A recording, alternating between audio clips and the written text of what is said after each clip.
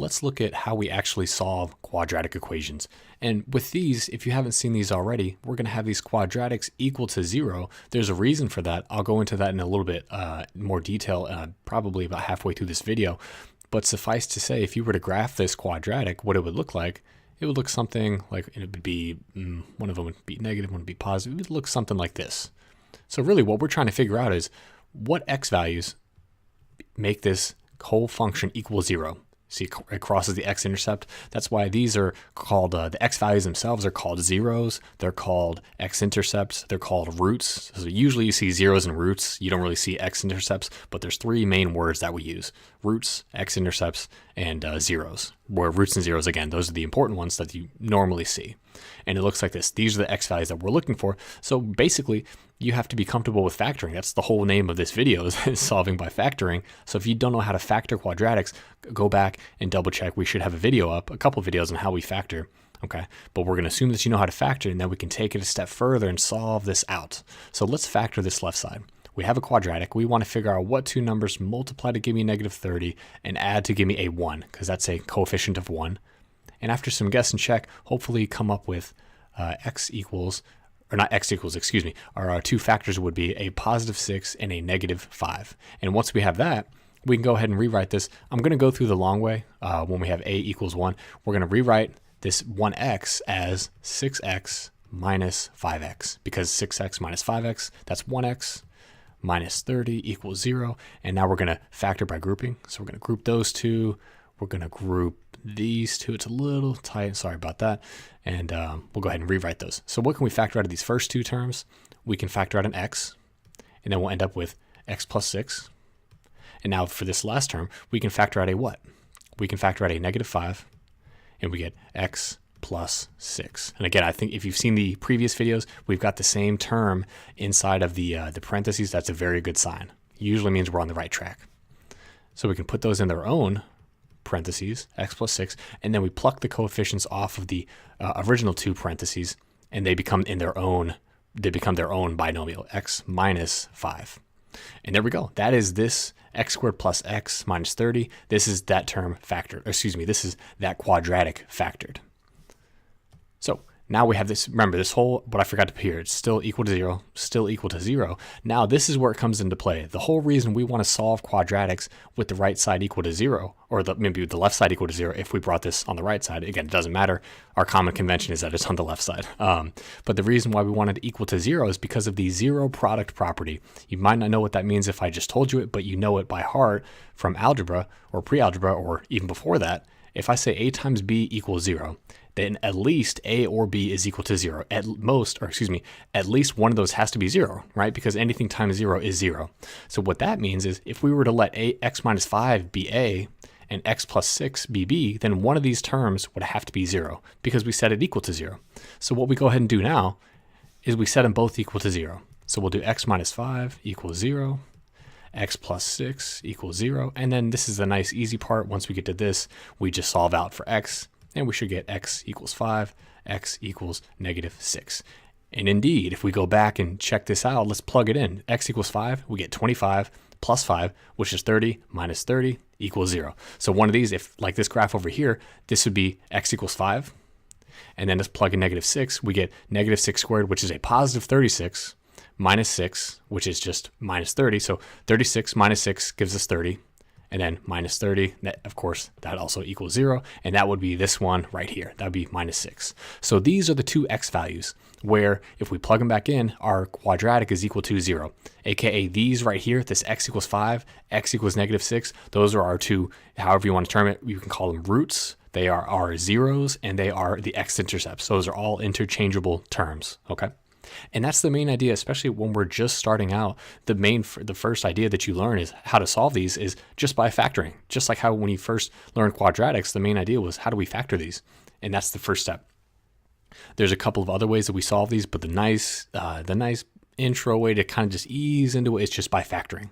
So with that, again, they're not always going to be easy like this, nice pie, whatever you want to call it, something like that, easy as pie. Sometimes they get a little bit more tricky. So let's take a look at one that's a little bit different. So let's say we had 2x squared plus, we'll call it 9x equals 4 plus 2x. And right away, if you remember, the only way that we can solve these by factoring is if the right side is equal to 0, or if one side is equal to 0. Generally, again, it's the right side. So we got to get this right side equal to 0. We want to bring this all over to the left side. And how do we do that? We subtract. They're both positive. We're going to subtract them both. And we'll get 2x squared. And then 9x minus 2x, we get plus 7x. And then we're just going to bring that 4. So minus 4 equals 0. Now we're looking good. Now it's everything on the left side equals 0. Now we can go ahead and factor this. So now that a is not 1, a is equal to 2 in this case. If you remember, now we need to figure out two numbers that multiply to give me a times c, which in this case is negative 8. So ac equals negative 8. And then b is equal to 7. So what two numbers multiply to give me negative 8 and add to give me 7? And if you thought about it, hopefully you got a positive 8 and a negative 1. So we have 8 and negative 1. So let's go ahead and rewrite this middle term in terms of these two factors that we just found. So we get 2x squared plus 8x minus x minus 4 equals 0. And then we go through the same idea, the same practice. We're going to go ahead and factor this by grouping. There we go, negative x minus 4. So what can we pull out of these first two terms? We can pull out a 2x. And this is getting a little bit sloppy. I apologize about that handwriting. But for this next one, negative x minus 4, what can we pull out of that? We can pull out a negative 1. And then we get x plus 4, all equal to 0. And so now what can we, if we're still factoring here, we got the same thing inside the parentheses. That's a good sign. So we'll put them inside of there. And then we'll take the two coefficients, the 2x and the negative 1, and put them in their own. And I forgot to say on the previous one, go back and double check. Just go ahead and FOIL this out. Make sure you got the original quadratic. It takes, all of 5-10 seconds to just double check and make sure that you're on the right path. And we do the same exact thing. We're solving these equal to 0. We're going to set this first binomial equal to 0. We'll get, let me get a different color, something like that. So we'll get 2x minus 1 equals 0, and then we'll get x plus 4 equals 0. So if we solve this first one, we bring the 1 to the other side, divide by 2, we get x equals 1/2. And then if we do the same thing over here, a little bit easier, x equals negative 4. Okay, so let's go back and let's double check. And if we take that 1/2, we'll get a, let's see if we plug it back into the original, we'll get 1/2 squared, which is 1/4. 2 times 1/4 gives us 1/2. And then 7 times, so let me write this out. So 2 times 1/4, we get 1/2. 7 times 1/2, we get 7/2. 7/2 plus 1/2, a lot of fractions on these, so you have to be comfortable with fractions, okay? So 7/2 plus 1/2, we get 8/2, and that's just 4. And then there was a minus 4 over here. 4 minus 4, perfect, equals 0. This next one should be a little bit easier. We get negative 4. So negative 4 squared, we get positive 16. Times 2, we get a 32. 32 plus what's 7 times negative 4, we get a minus 28. So 32 minus 28 minus 4 at the very end equals 0. And this should check out, right? This minus this gives us 4. 4 minus 4 equals 0. And there we go. These are our two roots. If we were to graph this, it would look something like this. Because the a is positive, again, it's going to be a upward facing one. And we have a root at about 1/2 and a root at negative 4. And it would look something like this.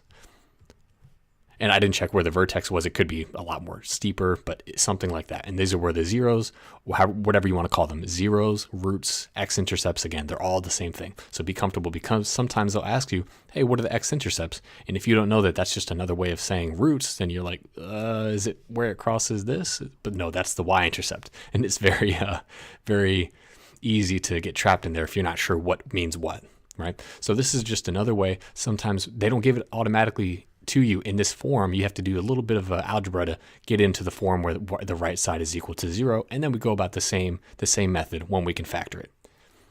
So let's try one more. Let's say we had maybe a 3x squared plus 11x, and then that's equal to negative 10. So again, what do you notice? We don't have everything on one side. We need to bring something over to make this right side 0. So we're going to get a 3x squared plus 11x, and then when we bring this 10 over, this negative 10, we have to add it, so it's going to be plus 10 equals 0. And now we're looking good. Now we can factor this. Maybe, possibly. Because this video is called factoring, then obviously we're going to be factoring, but just because it's in this form does not mean we can factor it, okay? So with this, since a is 3, we're going to see what two numbers multiply to give me a times c. And a times c is 30. So what two numbers multiply to give me 30 and add to give me 11? B is equal to 11. What do you think? After a little bit of maneuvering, you could think, oh, 15 and 2, maybe 10 and 3, but none of those would add to 11. And then finally, we get 5 and 6. So we're going to go about the same process. We're going to rewrite it, rewrite this middle term, and break it up into those two factors. So 5x plus 6x plus 10 equals 0. Okay? And now we go about the same exact process. What can we factor out of, we're going to do the factoring by grouping. What can we factor out of this first two terms? We can pull out a x. So we pull out an x, and we get 3x plus 5. And then what else? So this 6x plus 10, what can I pull out of that? I can pull out a 2, a positive 2, and then I get an x plus 5. Whoa, whoop. Let's try that one more time. I get a 3x plus 5 perfectly. And even if I'd written an x plus 5, or if you had written an x plus 5, especially because I just said it before, you should notice, wait, that would not be equal to just an x plus 5. Okay, maybe we did something wrong, and that's a nice little catch-all. Like, okay, but now that the parentheses are the same, it's looking a lot better. So let's rewrite this as 3x plus 5. And then we'll take the two coefficients, put them in their own x plus 2. And again, let's double check. Just because I messed up on that one, let's double check and make sure we got the right one. So we get x times 3x, 3x squared, plus 5x, plus 6x, that's 11x, and then plus 10. And there we go. So we're looking good. Equals 0. And this is the nice step. We like this one because all you do is you take both of these binomials and set them equal to 0 and figure out what your x is. What x do we get? So we subtract the 2, we get x equals negative 2. We subtract the 5, we'll get 3x equals negative 5. Divide both sides by 3, we get negative 5/3. And fractions are perfectly okay with these. You're in an algebra course. You should be comfortable when you see these fractions or negative fractions and stuff like that. If it was an earlier time, then you get a nasty fraction, you might think, I think I did something wrong. But now that we're getting a little bit deeper, they're going to be a lot more common. And then it would look something like that. They were a little bit closer together. Maybe not as steep. Yeah, actually, as an a term of 3, it'd be a little bit steeper. Okay, so it looks something like that. And again, we're not graphing these, but it's a good way to find what our zeros are. So those are our zeros. And another word, what are our other two words for zeros? You're absolutely right. We have roots or x-intercepts. So zeros, roots, x-intercepts. I keep saying that because they will pop up. They'll throw them all at you. They'll say, at one question, they'll say, what are the x-intercepts? And another question, they'll say, what are the roots? As long as you know that they have the same thing, they're not trying to trick you. And just make sure the x-intercept is different from y-intercept. Okay. And that's the main idea behind how we solve quadratics using the factoring method. Again, there's a couple of other methods that we'll look at in future videos, like completing the square and the quadratic formula. And I think the quadratic formula might already be up there. But this is the main idea behind how we use the factoring method. I didn't use the box method, but if you use the box method for your course, or that's what you've been taught, you do the exact same thing. You just factor it out, whatever two binomials you get, set them equal to 0, and you'll get the same roots. Okay?